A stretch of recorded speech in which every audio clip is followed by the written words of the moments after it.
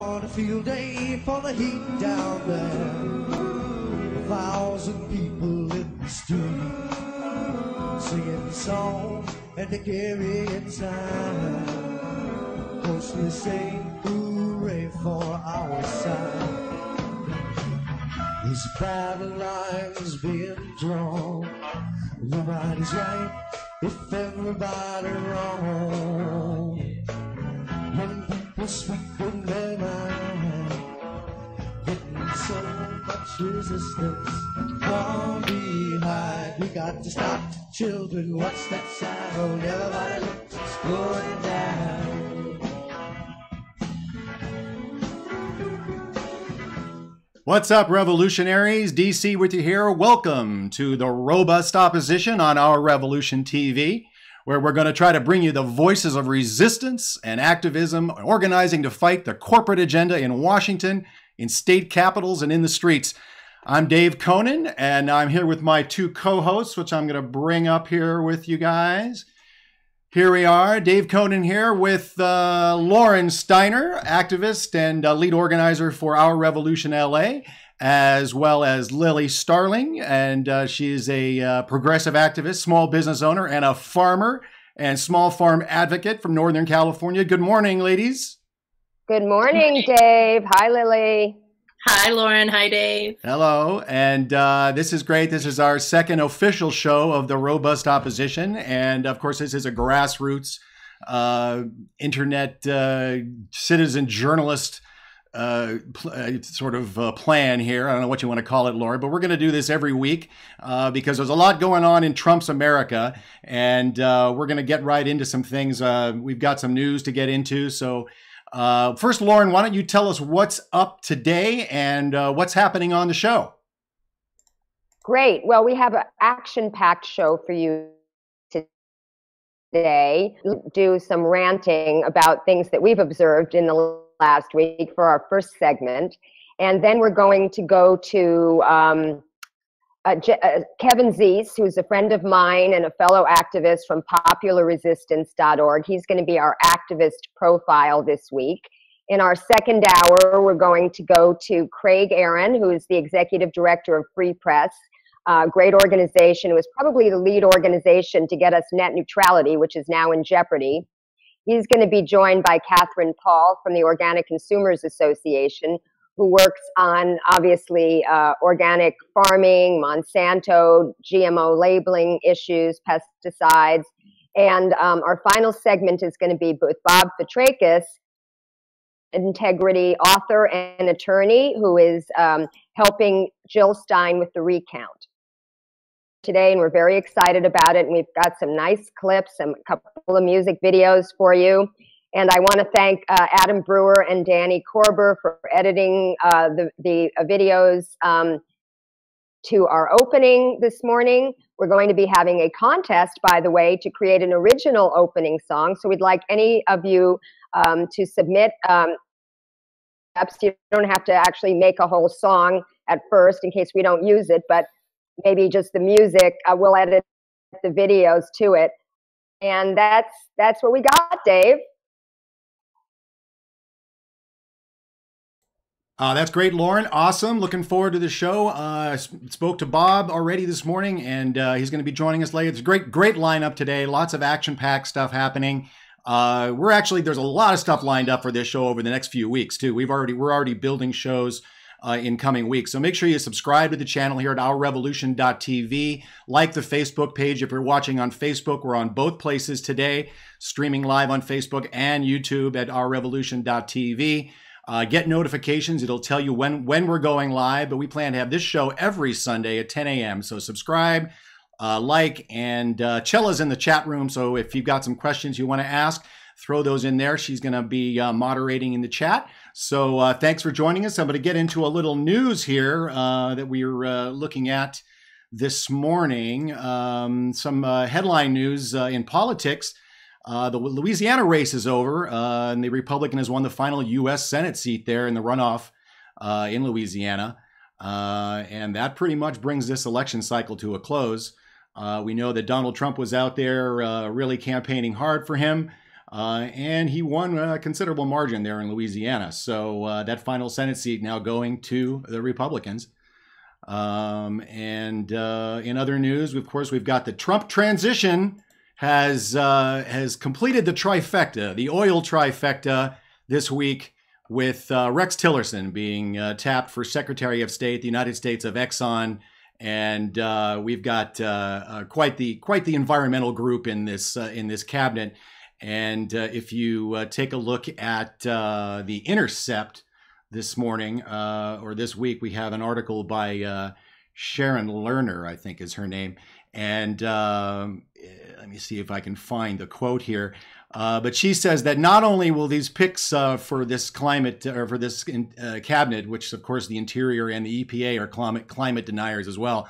She says, well, not only these picks devastate the Clean Power Plan and the Paris Accord and through them the national and even global progress on climate change, but Trump's picks could permanently damage his country's water. And if appointed, these two foes of the earth will likely usher in dark days for the nation's lakes, streams, and rivers, and waterways already in serious peril, according to an EPA evaluation of U.S. lakes released Friday. So not good news on the environmental angle for the Trump cabinet. It's pure oil. As far as other news, we've got the CIA and all of the intelligence agencies are clamoring to tell us that the Russians were involved in this election. Clapper, of course, known liar, who told us we weren't being spied upon. He's saying 17 agencies. Now the CIA, there's a leaked document that reports Russia. Donald, of course, says it's ridiculous. There are now moves to basically in the recount area, talking about trying to get the electors to take a look at this and saying, well, if the Russians did actually hack our elections, maybe we should do recounts. Maybe the electors do need to put Hillary Clinton in. So maybe we'll get into some of that with Bob Fitrakis. But of course, it's Russia, Russia, Russia all the way from the beginning. And in other environmental news, of course, the continuing resolution was passed in the Congress and Senate over the weekend. There was a big hubbub. We were trying to get people to vote not stop cloture, to not stop debate. And I know Lauren's going to get into this a little bit as we get into the rant here, and we're going to move over to that. But basically, Barbara Boxer came out to try to lobby against her own bill because of the ramifications of the to the West Coast with some of the amendments that are put on. Good things and then just turn to just complete garbage as it happens in Washington. So that's pretty much what's happening in the news right now, Lauren. And we're going to get into it a little bit here. And I'm going to turn it over to you guys because you've got some things to talk about that have been going on your Facebook pages and in the news. And I know you want to talk about this water situation, Lauren. So you want to take that first? You want to take that topic? Yeah. Yeah, I think the water bill is really illustrative of what goes on in our country. And this is even before, of course, Trump has taken over. This is a water bill. It was a $12 billion bill. And it was basically for water issues all over the country. And what was really the sweet spot in it was the $170 million that was going to go to Flint, Michigan to fix their water system, which we're also concerned about. And this was Barbara Boxer's final bill. As you know, she's the ranking member of the Senate Energy and Environment Committee. And she really worked hard with Jim Inhofe, who is the famous, he's the, not, what do they call it? They're not the ranking member, the chairman. He's the chairman of that committee because he's a Republican, and he's the one who says climate change is a hoax. And yet he was able to work with Barbara Boxer, and she calls him my good friend Jim Inhofe. But what happened was, at the last minute, Kevin McCarthy, who is the House Majority Leader, he's from Bakersfield, California, which we in California know as the center of the oil industry here in Kern County, the epicenter of fracking in California. He worked with Dianne Feinstein, who is one of the Senate's billionaires. She's a corporate Democrat. We call her a dino, which means Democrat in name only, because she's so bad on so many issues. The two of them worked together to get this rider in at literally the last minute. I think it was in the last day. And what it would have done is divert water from farms and homes to letting it flow. Okay, and why that's important is it involves damming up the Sacramento and San Joaquin rivers, okay, to get water to agriculture instead of letting it flow into the sea. And why this needs to happen is it's for the salmon fisheries. And so salmon is not just a California issue, it's also an Oregon and a Washington issue. And so what we saw the other night, and my friend and fellow fractivist in California, Barbara Barragan Perea, was posting on her Facebook page, and she finally tagged me. I wish she had tagged me on the first post in which she said this was going to happen and we needed to call our senators. Specifically, she tagged me on a post to call out Bernie and to contact. This was like literally, this vote was Friday night. The vote was scheduled for 10 p.m. I get this tag at 8 p.m. And Katie Thomas is the person that I asked Bernie to introduce companion legislation in the Senate to legislation in the House that would make fracking in public lands off limits. And finally, after 6 months, Bernie did introduce this legislation, which was great. Of course, it didn't pass, but he introduced it. So Katie Thomas was the person. I sent her an email. I didn't get an email back. Hopefully she was getting tons of emails Friday night, basically asking Bernie to vote against this bill unless they were able to strike out the rider.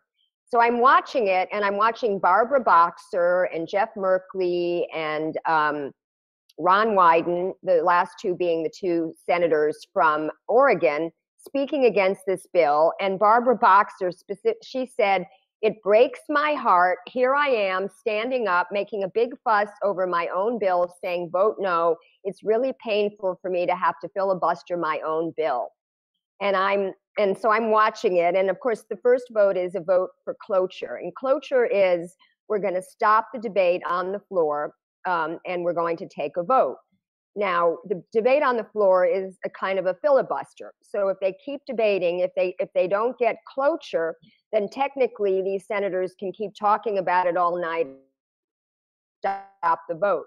Cloture was to stop the debate, to stop the filibuster, and it lost it passed, I should say, 67 to 32 or 31, something like that. I think one senator didn't vote.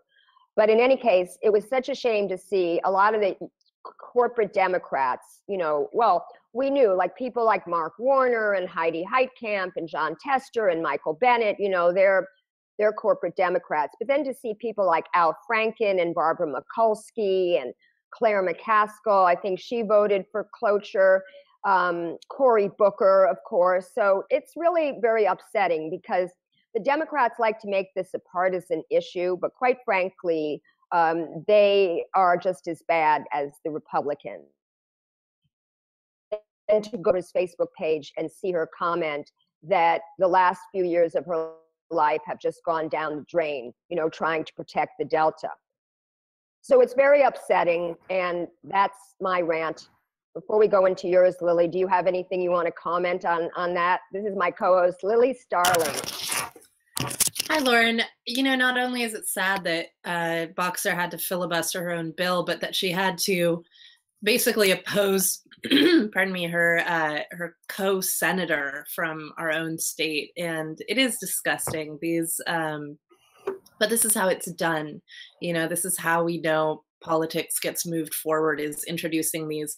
I don't know if this is pork or a poison pill. It's going to pretty much act as both in this case. There's going to be so much resistance at a local level. Farmers in the state are so squeezed for water. It becomes this huge issue, and the fisheries and the farmers and the environmentalists and the farmers get pitted against each other. And meanwhile, fracking and oil just laughs all the way to the bank. So it is unfortunate that we can't count on our Democrats in one of the biggest progressive states to be progressive Democrats, but that's something that I hope we, as the opposition, are fighting to change. Right. Well, this was really a giveaway for Stuart Resnick, who is Palm One wonderful water, cuties, tangerines, pistachios, almonds. He's a big, big agribusiness and a billionaire, lives here in Beverly Hills. Actually organized a protest against him and his wife, Linda, for Food and Water Watch against Prop 1, which was a water bond that they were against. And unfortunately, it did pass. Another big diversion of water to big ag and big oil.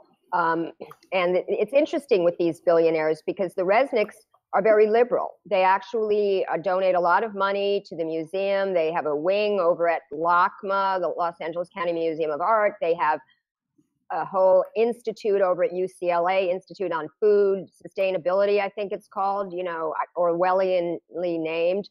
And they also donated a wing to the hospital, UCLA. So it's very hard to, especially in their hometown where they're so beloved, when they're doing these things in Central and Northern California that people here in Los Angeles don't know about. So it was kind of creative. We had 2 people dress up as the Resnicks, and I wish we should put that on. Maybe we could do that as a break. I'll send it to you, Dave. But anyway, Lily, so what we're talking you to get, I'm reading Facebook the other day, and I see a post from a Facebook friend. I don't know him personally, but he is an author, and he writes for The Independent, The Guardian, Occupy Wall Street News. So he is a leftist, and I remember towards the end of the election, he was one of those people berating people for wanting to vote for Jill Steiner or sit out the election. He was very favorable towards Hillary towards the end. And here was his post. It said, anyone claiming Trumpism is no worse or even preferable to what Obama has or Clinton would have instituted is so consumed by chemtrail, 9/11, truther depths of irrationality that the only reasonable course is to block them.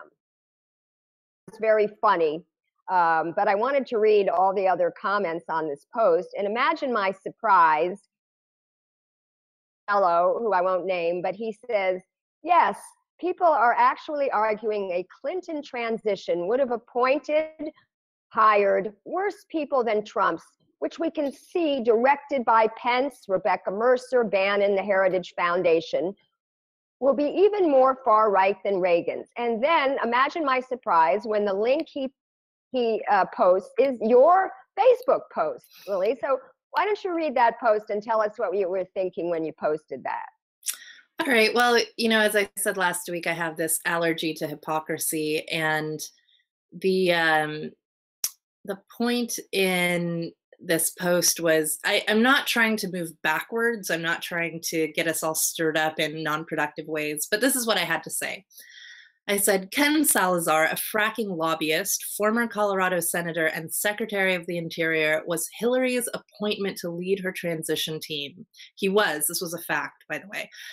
This means he would have been in charge of vetting and promoting more than 4,000 White House positions, many of them executive policy leaders. This is what he had to say at an oil and gas conference after leaving Obama's administration. Quote, we know that from everything we've seen, there's not a single case where hydraulic fracking has created an environmental problem for anyone. We need to make sure that story is told, end quote. So again, I'm glad that everyone is getting bent out of shape and appalled at Trump's appointments. And I'm really not trying to be counterproductive, and I am hopeful that there will be a massive resistance. In fact, I've seen a lot of people actively fighting back. My question for the ethical soul of the Democratic Party, for Democrats among whom I count myself, is, would you have fought so hard against Salazar and his nightmare squad? Because if your answer is no, even if you won't say so out loud, you really need to examine why that is. If you are not willing to examine your lack of resistance to your own party's evil, you may have some clues as to how we ended up exactly where we are.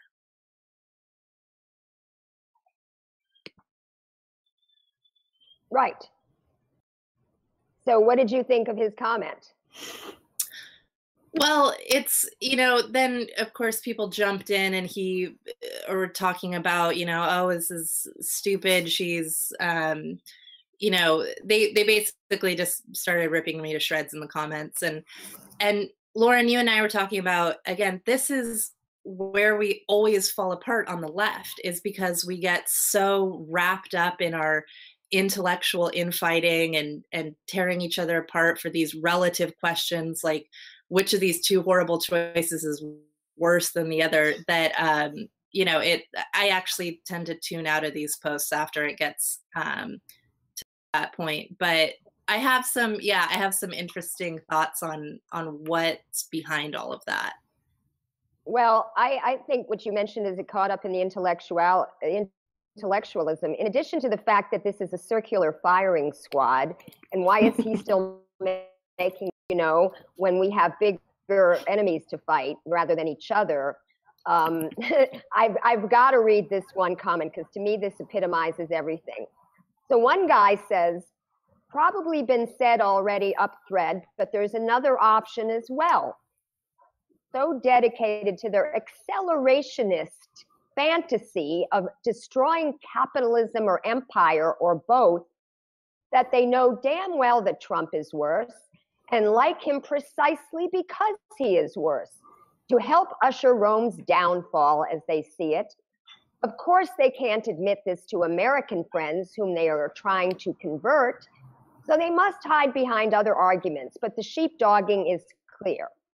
Okay, that's pretty easy to understand, but you are not going to believe the response to this comment. And I'm going to read this because it sounds like it is another language. It sounds like this is not English. Listen to this response.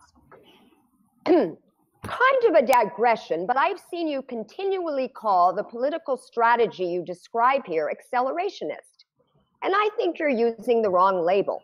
Accelerationism does refer to deliberately forcing the tempo of capitalist development in most, if not all, variants of the accelerationist program to dissolve/transcend capitalism.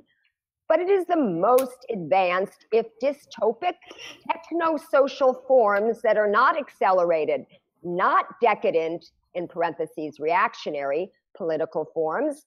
Accusing this or that person or tendency of being accelerationist when you haven't accurately construed the concept might undermine an otherwise valid argument.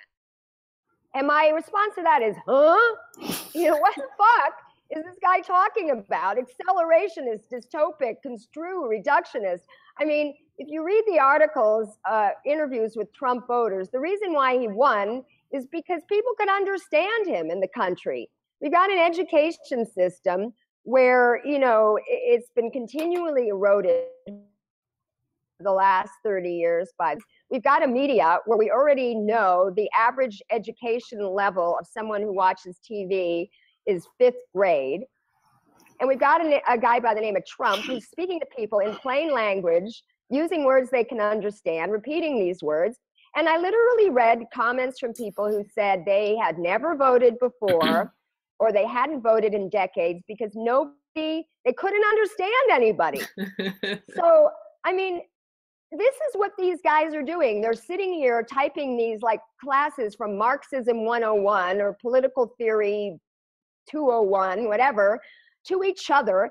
And meanwhile, the whole planet is falling apart. So that's the problem that I have is with this intellectualism. And we know that people make decisions based on emotion, not based on reason. So we have to work on that, folks.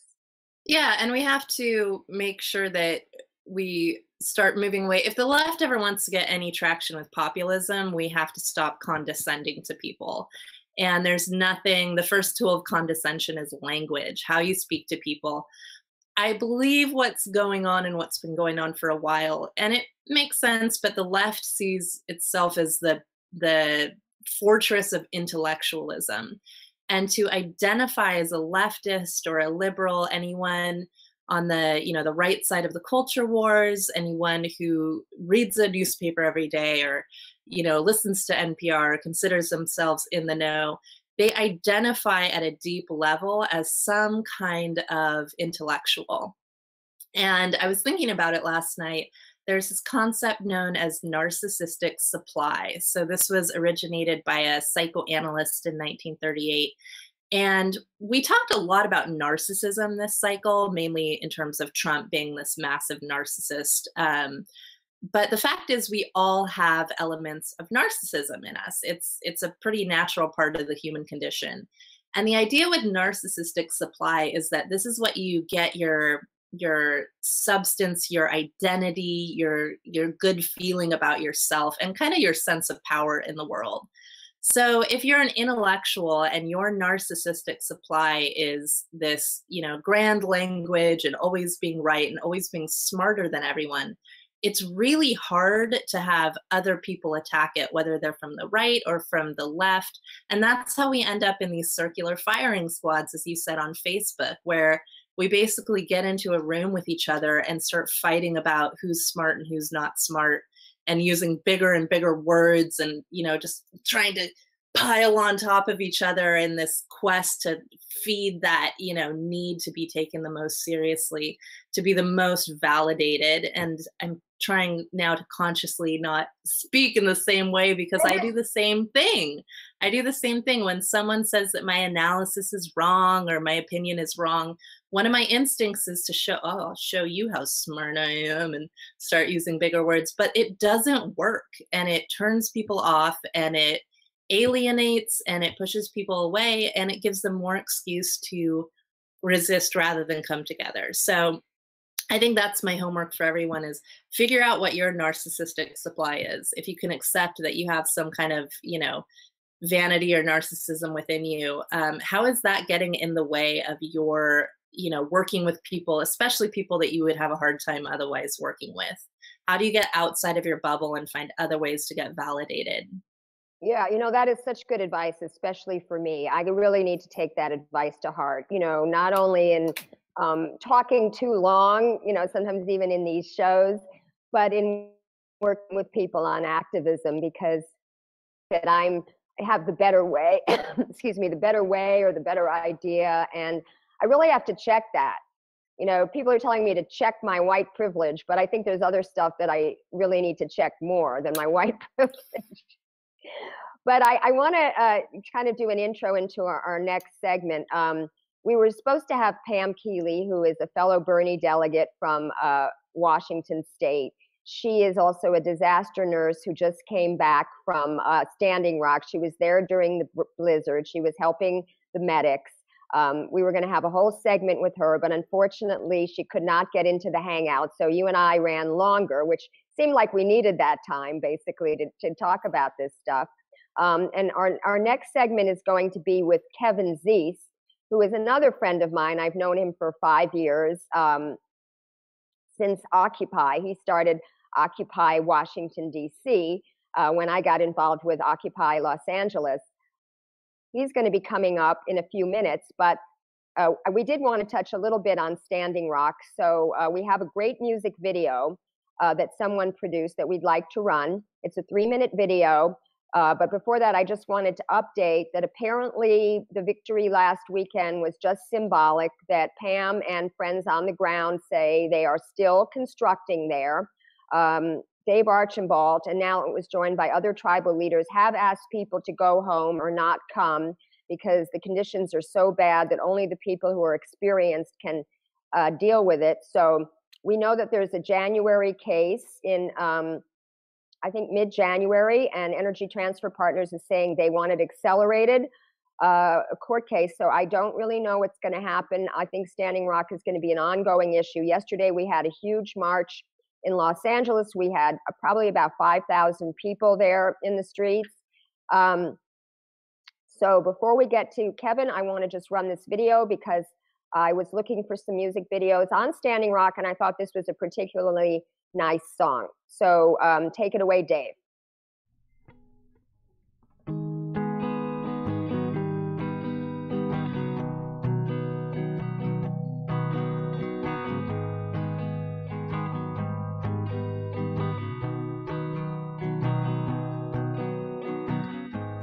There's gotta be some hope.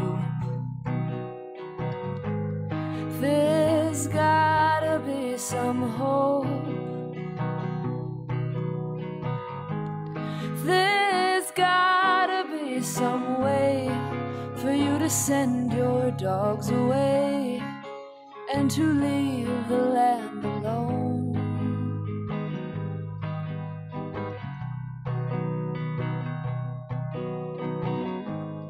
It's gotta be a crime somewhere in your heart you'll find. We're fighting for our right to keep the future bright and protect the ones we love.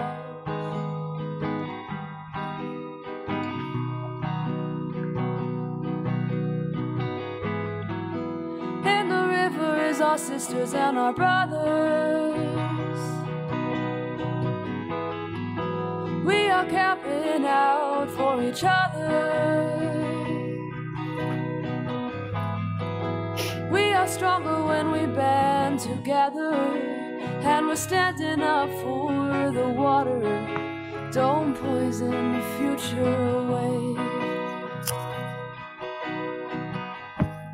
You've gotta have a soul.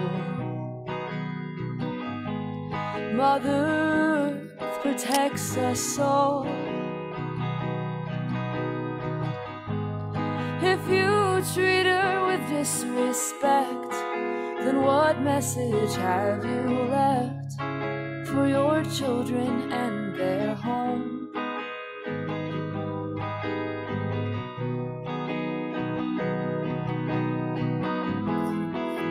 In the river is our sisters and our brothers.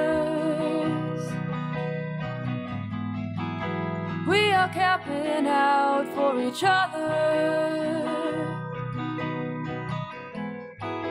We are stronger when we band together, and we're standing up for the water. Don't poison the future away.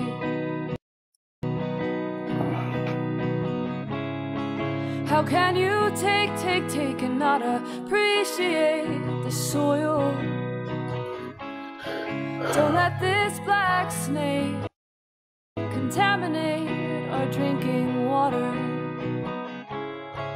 This is for our sons and daughters.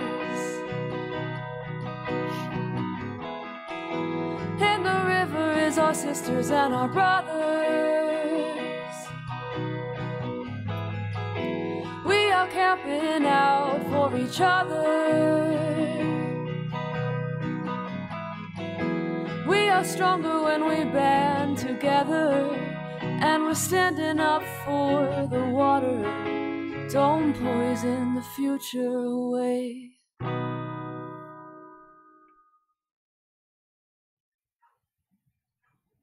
That was really nice. What'd you think of that one, Lily?